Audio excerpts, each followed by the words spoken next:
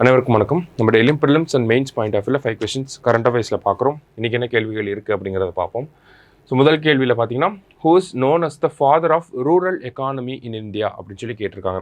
இந்தியாவின் கிராம பொருளாதாரத்தின் தந்தை என அறியப்படுபவர் யார் அப்படின்னு சொல்லி கேட்டிருக்காங்க.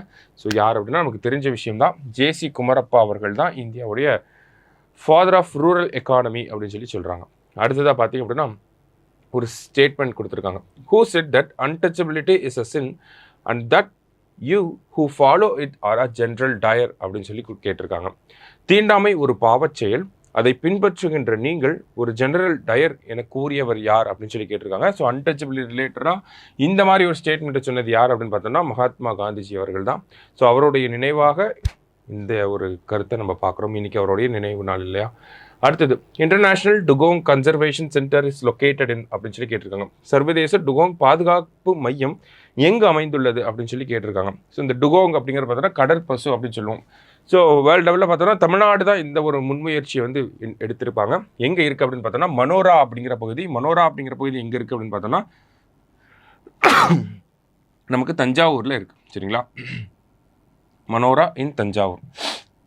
அடுத்தது, which organization releases the annual status of education report அப்படின்னு சொல்லி கேட்டிருக்காங்க. எந்த அமைப்பு வருடாந்திர கல்வி நிலை அறிக்கையை வெளியிடுகிறது அப்படின்னு சொல்லி கேட்டிருக்காங்க. So annual status of education report அப்படிங்கிறது நம்ம ரீசெண்டாக அதனுடைய ரிப்போர்ட்டை பற்றி பார்த்துருந்தோம். இந்தியாவில் இந்த ஃபவுண்டேஷனல் லிட்ரஸி அண்ட் நியூமரசி அப்படின்னு சொல்லுவாங்க. ஆரம்பகால எழுத்தறிவு மற்றும் எண்ணறிவு அப்படிங்கிறது கொரோனா காலகட்டத்தை ஒப்பிட்டு பார்க்குறப்ப கொஞ்சம் உயர்ந்திருக்குது அப்படிங்கிறது நமக்கு பார்த்துருந்தோம் இல்லையா.